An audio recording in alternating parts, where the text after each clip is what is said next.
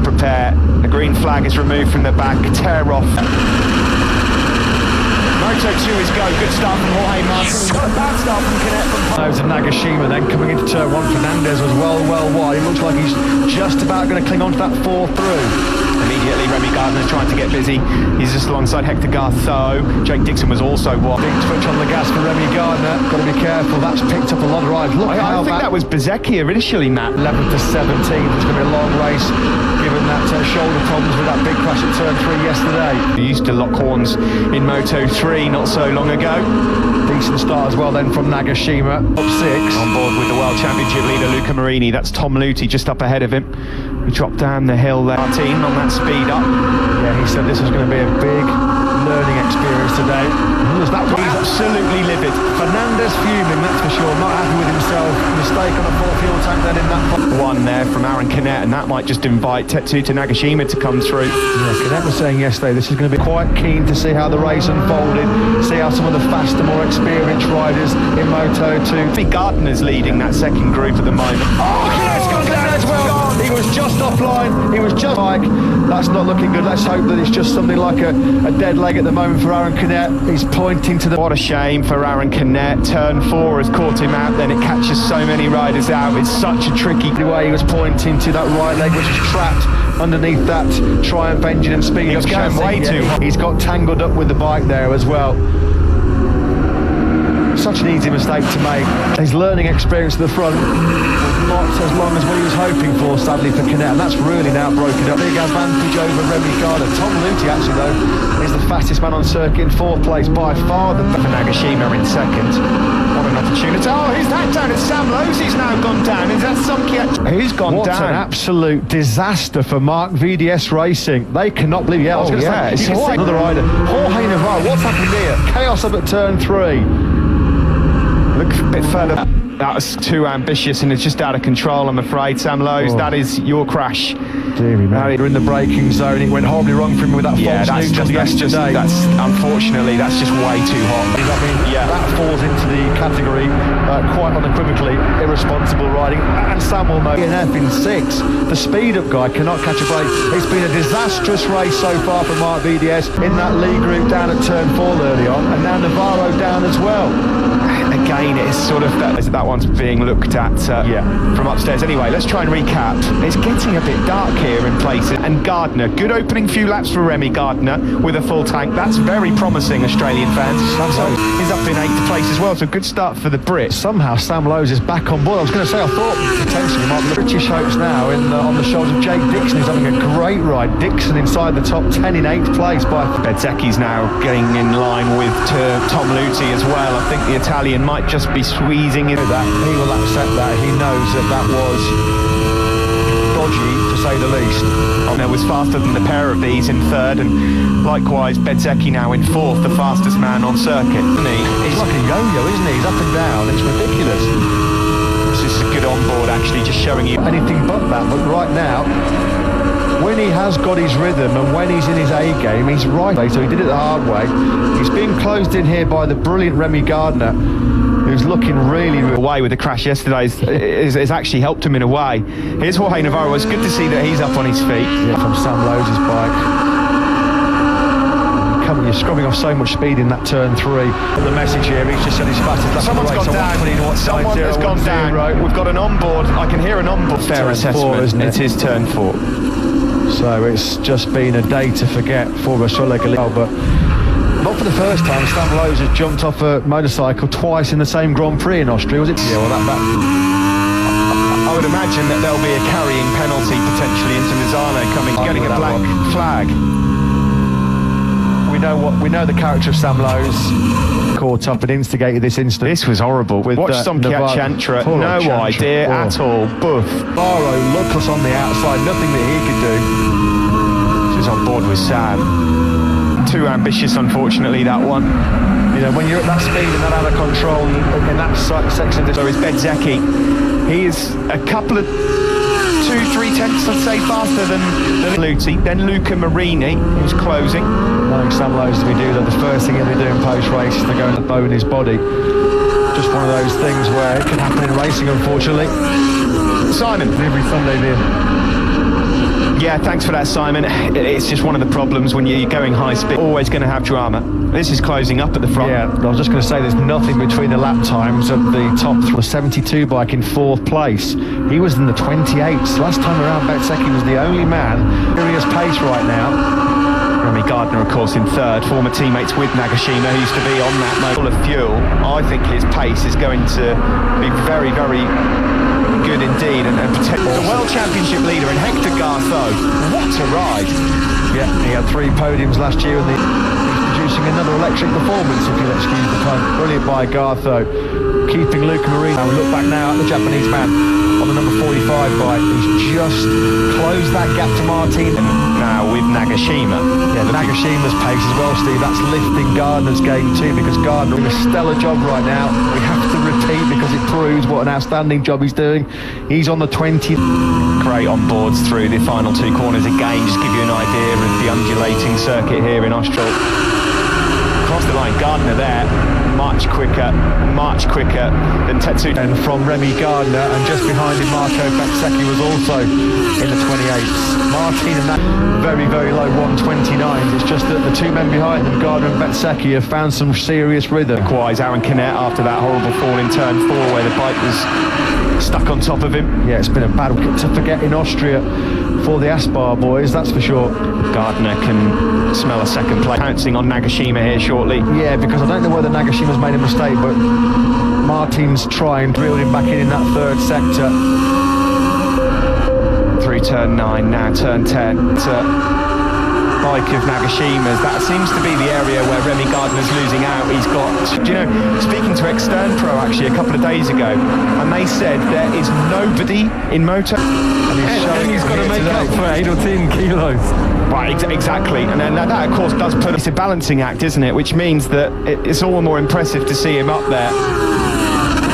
Strong victory challenge, because Martin looked like he might be trying to make a break, but Nagashima dug in. And these guys are going to be very nervous after what happened last week. Remy Gardner was fuming, as he's known as. Number 88 leads from Nagashima, who again in sector. He's coming right into this battle as well, isn't he, for the podium? And just look on acceleration how much Nagashima can pull. And Nagashima's not a wee lad, is he either? No, not at all. This is Luca Marini, he's the world champion. Qualifying didn't help him down in 12th place, his worst qualifying in 12, but has he made a mistake again with that? No, just squeezing Nagashima right out of the paint. Came from a long, long way back there, didn't he? Well, but it's also helped Martin out up front, just get a couple of tenths as they tip it. Got that problem with his weight on acceleration. It's going to have to be a daring raid and an ambitious raid. And of course, a 10th here, half a 10th there, so he's got to try and force the issue and get through as quick as he can. Simon. Thanks, Simon. We're on board here then with Nagashima looking back to them, didn't it? Coming out of sector or turn 3, and Martin has got the hammer down now. He's just went quicker than Gardner, and in the blink of an eye, the lead has been stretched out to 9/10 of a second. Nice and easy block pass into turn 3. Yeah, he's getting a little bit beaten up, isn't he, at the moment in turn 3. Nag bruised him. Bezzecchi then, since he's broken free, is making progress. Good ride that, because he's come from a long, long way back. 19th he started. He's got a faces. It could be more points lost here for Luca Marini.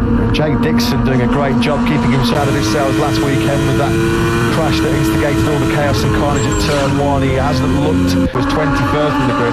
Only the second time he's missed the top 20 in qualifying since Sepang 2016, so bad probably pulled the pin here. Another one. Yeah, another PB lap, 28.871, and nobody at this stage has got the circuit. We are halfway through this race though. There's a lot of race left here, but you'd think that 1 point have to claw back. Yeah, Bezzecchi's got really good rhythm. It's by the time he gets through on the Australian, if he gets through on the Australian, which is not going to be an easy task. 11th right now, which is uncharacteristic, has been given a track limits warning, so he's going to have to 3 coming out of the race leader, Martin. This could be a very heady times indeed for the Spaniard. Remy Gardner's just 20 points, and it would really send a message to a few people in the paddock. It really would. But the NTS team, especially Ben Snyder, cannot wait to leave Spielberg. He's got a long lap penalty. So, Bezzecchi swarming all over Gardner. Gardner trying to take just his second World Championship. Nagashima as well, but here is Bezzecchi. He's got that inside line into turn 4 as well, but can he outbreak him? No, he can't. Keeps Bezzecchi at bay. These guys are worrying. Fingernails chewed off. They're getting their game box. Yeah, Tom Luthi just in the background, number 12. He's about 3 or 4 tenths a lap quicker than Tetsu. The Gardner at turn 3 or 4 laps ago, really seemed to have knocked Nagashima out of his stride. He's not across the line for Martin. Is it going to be another 1:28 for him? A 29.0, that will do. And not too far behind was Remy Gardner. Gardner having to fire in low 129s to keep Bezzecchi behind him. These positions in Moto2 and Moto3, he's been able to get the job done. Bezzecchi's trying to find any which way possible now. Can he try and get through on Gardner again? I don't think it's going to happen here. I think he started. He's just put in a 28.981. So he's got podium pace. He's the same. He's just started getting into the low 29s. Likewise, the pits he had remounted. It's just capped off what has been an awful day for Styria. Might be hoping that favourite circuit can fire some momentum into his championship charge. Just shows you in every session top 3, and that crash, that false neutral, just sort of horse start meant he was trying to make up for lost time. Here comes Bezzecchi then in the race. Look at the speed difference from how far back he was. Well, again though, we're finding out how much abuse had unlocked everything he can to try and keep Bezzecchi at bay. Bezzecchi though got him back on the drive coming out of turn 3. But he can't watch himself. He's worried. He's told, Bezzecchi's just told Remy close this gap down to Jorge Martin. Good luck with that one, Marco. Do you know what? Nagashima's got a for Remy just to see if Marco can, because at the moment Remy's not been able to claw in Jorge Martin. Remy Gardner really good on the front end. In fact, an ultimate corner. We can see how many corner, and it'll be the same as they come out of turn 1 as well. You're right about Nagashima. He was half a second quicker than the 2 guys is Gartho, Dixon, Bastianini, Schrotter and Roberts. So they've still got time in the race, but the lap time's so close. Nothing between the top men in terms of speed.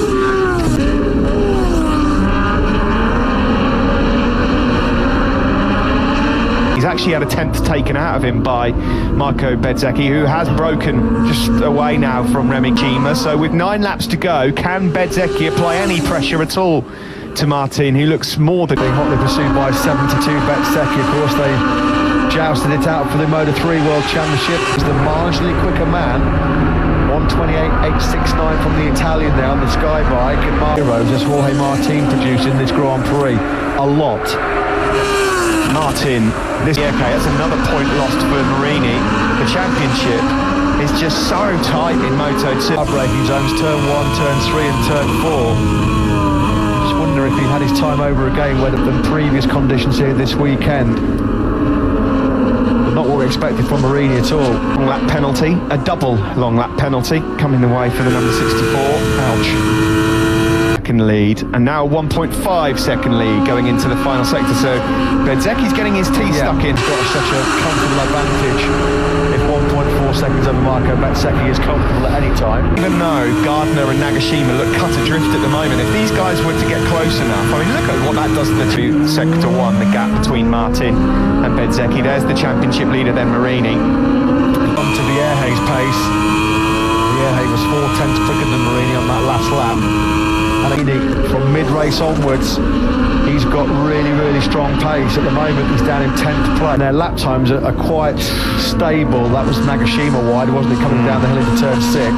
Down, and there is enough time. Through sector 3 again, you're right, Matt. That is where he's loose. Has started picking up his pace as well. Is there a twist in the tail here in Moto2? Down on that lap by Bezzecchi. Gardner was the only man in the top 10 of Remy Gardner at 28.969. He won't like seeing that gap coming down on his pit board. Has he got anything left up his sleeve to go? Well, Bezzecchi's piling the pressure on here, isn't he, as Gardner's in wide through turn. Just to let Marco guide him towards the front and then just go for it at the end, because he's made, as soon as he disposed of Gardner's challenge in second, although that's still not run its course. 9 tenths now. As the incentive here, isn't there, of his first Moto2 victory 3 times a couple of years ago. And he's down to under a second for the first time. Yeah, he's just been given the message. I mean, the guys in the... Has Jorge Martin just not slackened off his pace, but is he just wary of a bit of time management here? It's a long there. I mean, that was a bit too hot, to be honest, going into turn 3. Yeah. You could just see he's on corner exit, on the brakes going into the corner. He's got that Triumph 765 CC engine squealing on the... As a rider like Marco Bezzecchi now, you can see yourself sector by sector. Yeah. Now we're in the section of the circuit where Martin has really found the going quite tough. Let's see what the advantage, 7.5 tenths. Yeah, again, Bezzecchi's found yet another 10. This is game on. I think, Matt, across the line we go. Jorge Martin leads then with 4 laps remaining in Moto2 and a 20th Moto2 victory. That last lap, Martin had an 0.8 of a second advantage. It's been slashed. He's down by just over 0.3 of a second. Another high 128 from Marco Bezzecchi. Miles away. Jake Dixon's just on his personal best lap of the race, a 129.124. That over fist was Bezzecchi just in a fraction too hot into turn 4. Dixon, to go into a 2-week break with would really do him the world of good. Here is Tom Luthi then. Is there any more to come from the experienced Swiss rider? Now then, the gap's at 7 tenths to get to 3. Again, he's lost another couple of tenths. There'll be 3 to go when they cross the line. Luca Marini went well over a second behind Xavi Vierge, who's really quickly dispensed of his challenge. The 2 quickest men on the circuit was quicker than the 2 ahead of him as well. Yeah, nothing is there really between the lap times. That's the slowest coming strong behind him, where he wants to be dropping down in those 129.2 region. You can see the gap behind you coming down through sector 2 we're about to approach, and Marco Bezzecchi is going to be within just a couple of tenths of a second with 2 laps to go here. And I'll tell you what, Marco Bezzecchi could... Yeah. But it will certainly go down well on the other side of the VR46 garage as well. Of course, we saw Luca Marini... It's down to 0.3 of a second now then, as they drop down the hill into turn 9, and see there, Pablo Nieto can barely watch the monitors on the pit wall here, because they know he's good on the brakes into turn 1 is Marco Bezzecchi. Martin, the race with 3, Motegi, 2018. Remy Gardner is not out of this either. He's not to be fighting back at the front again, but we've not seen that since Jerez. Gardner struggled out of turn 3. Martin was slightly wide there through turn 4. Well, Remy Gardner, he's earned this podium. He certainly did. Well, this is going to be all about the last lap. And what has Marco Bezzecchi got left? It's going to be an advantage of around, what you think, 3 tenths over the line. It's just under 3 tenths now then. On here in Austria, can Jorge Martin make it back-to-back wins in Moto2 for... Will Marco Bezzecchi have a look? Is he going to be close enough on the drag uphill? Then there was a wheelie, the front wheel popped up, and that's cost him at least 5 bike lengths. Was that the decisive... Not over, then they drag down the hill. Marco Bezzecchi will be desperately hoping that Martin can maybe run it back to enter, Matt, the crucial sector 3. Yeah, what has Marco Bezzecchi got left? Has he got anything left? But severe pressure on Jorge Martin, who has not yet buckled, although through turn 6, Bezzecchi... Out of turn 8 we go then. Marco Bezzecchi, can he find a way through on Martin? He's not close enough. Round turn 9 we go. Is there anything he can do into turn 10? He's not going to do it. It's not going to be... From Martin, he takes 25 points. Second for Bezzecchi, and a great podium. Oh, he answered some big questions today, Jorge Martin. There was a lot of pressure came from Marco Bezzecchi. Well, that's championship of their relationship now, and what a result that was for him. And Remy Gardner, what a ride, just the second podium of his Grand Prix career. The end from Gartho, so a great result for him. Simon. All the riders, I've got to say, Martin and Bezzecchi absolutely